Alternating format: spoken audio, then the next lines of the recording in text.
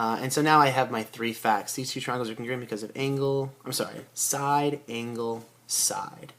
And then I will use CP/CTC to say that these hypotenuses in the triangles are congruent, which are the diagonals in this rectangle. So item 2, whatever the statement is, it's justified by the definition of a rectangle. So you need to ask yourself, what is the definition? And you need to recite that in your head.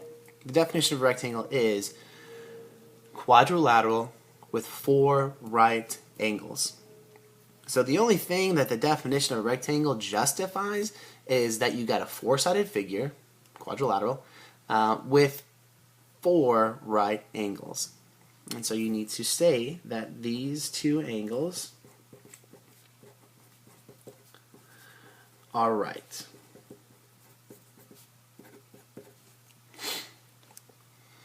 After you say that these two angles are right, I now know that those two angles are congruent because, well, all right angles are congruent. And again, that's a property of right angles. You need to write that out. And it's not justified by the definition. It's not the definition.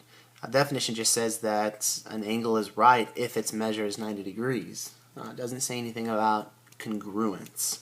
It's just a property of them. So from there, I have 2 more facts I need to get out because this was one of them. So these next 2 steps are saying that segment EQ is congruent to segment UL because opposite sides of a rectangle are congruent, and then these 2 triangles share segment QL. The order doesn't really matter. It's as long as you list them off, and that's what allows you to say that these triangles are congruent. I'm going to go according to my game plan, though, and say that segment EQ is congruent to segment UL.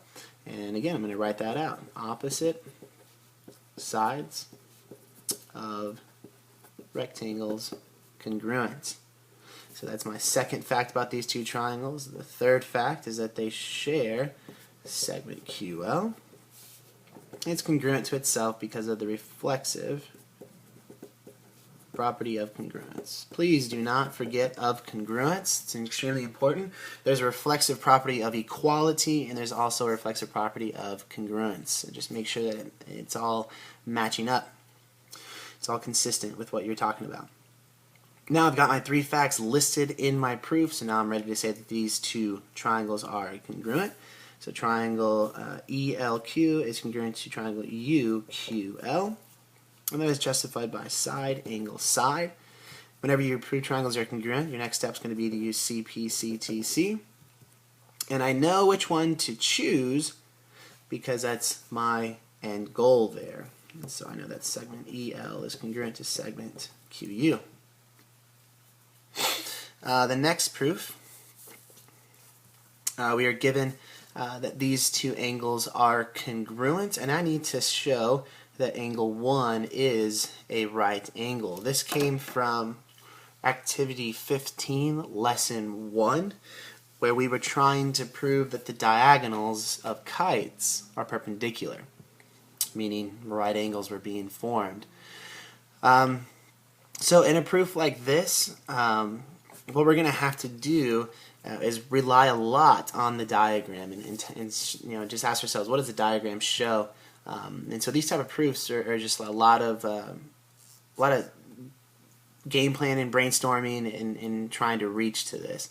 And you can sometimes work backwards on proofs. So if you say, hey, if I'm trying to show that an angle is right, then I need to show that either these segments are perpendicular, or I need to somehow prove that the measurement is equal to 90 degrees. And so that's where you kind of start off with your game plan and say, well, can I somehow show that these segments are perpendicular, therefore it's a right angle? Or am I going to have to go to the measurements? And that's what we're going to have to do here.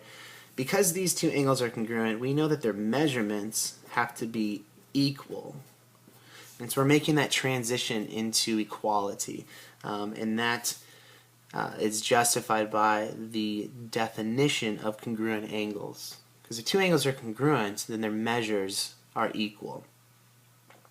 I also know something else about these two angles. Yes, they're congruent, that was given to me, but I also know that angle 1 and angle 2 are supplementary because they are a linear pair. And I can just see that in the diagram. So they're supplementary because of the definition of linear pair. Two adjacent supplementary angles. So that definition tells us they're supplementary, but that implies something else, that the measure of angle 1 plus the measure of angle 2 is equal to 180 degrees, because I know what supplementary means. The definition of supplementary states that the measure of two angles sum up to be 180 degrees. So now what I'm going to do is, because I know that these measurements equal each other, I can then substitute in and say that when I take one of these and multiply it by 2, it's going to be 180. Therefore, I can divide by 2 on both sides and get that one of these measurements is equal to 90 degrees. And if I've shown that one of these measurements is equal to 90 degrees, then that means it has to be a right angle by the definition. And so that is our game plan. And that's how we're going to prove that this angle 1 is a right angle. And that's how I know which one to substitute in for. It's because I'm trying to prove that this angle 1 is a right.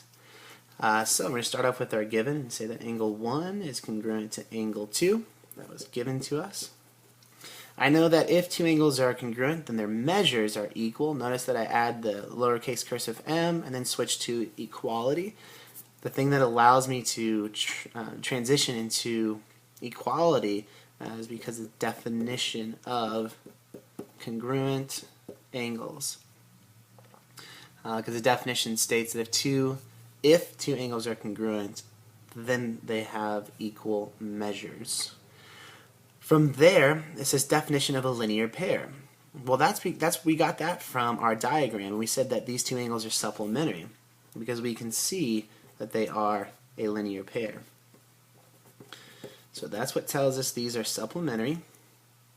And because they're supplementary, that means their measurements will sum up to equal 180 degrees. That's the definition of supplementary angles. That if two angles are supplementary, then their measurements sum up to be 180. Now from there, this is where I said that we were going to start substituting in. And so we know that these two measurements are equal, so I can interchange them in this equation. And I'm going to substitute the measurement of angle 2 with the measurement of angle 1, because I want to make the switch to only be talking about the measurement of angle 1, because that's the one I'm trying to prove is a right angle. And so that was just substitution property, and we're talking about of equality. So it's the substitution property of equality. From there, if I have the same thing added to itself, we can just combine like terms and say that we have 2 times whatever that value is, in this case the measure of angle 1. So I am okay with combine like terms. I would also accept substitution. Some teachers say that's substitution, that we're substituting this sum with this term 2m angle 1. I prefer combine like terms, but I will accept substitution. From there, I need to get the measurement of angle 1 by itself. So if 2 of these equals 180, then one of them is equal to 90. And that's just mathematically, we're dividing by 2 on both sides of the equation. And the thing that allows us to divide by the same value on both sides of the equation is the division property of equality. From there, if I know that this measurement is equal to 90 degrees, then I know that this angle has to be right. It is a right angle. And how do I know that? Well, it's the definition of a right angle. That's why knowing your definitions it's just so crucial, because that will allow you to work through these proofs much easier, much faster as well if you have these. So that is all of those proofs. Again, I hope you use this as a grading tool and not just, I hope you didn't watch this and just copy them down, because that won't help you. Again, I'm not trying to make robots. I don't want you guys to be thoughtless robots. I want you to be problem solvers. I want you to be critical thinkers. And sometimes you may make a mistake, but that's okay, because again, that's evidence of you trying. Mistakes are evidence of you trying. No one's perfect. I make mistakes all the time, but the thing is to learn from those mistakes and make sure that you don't make that same mistake again.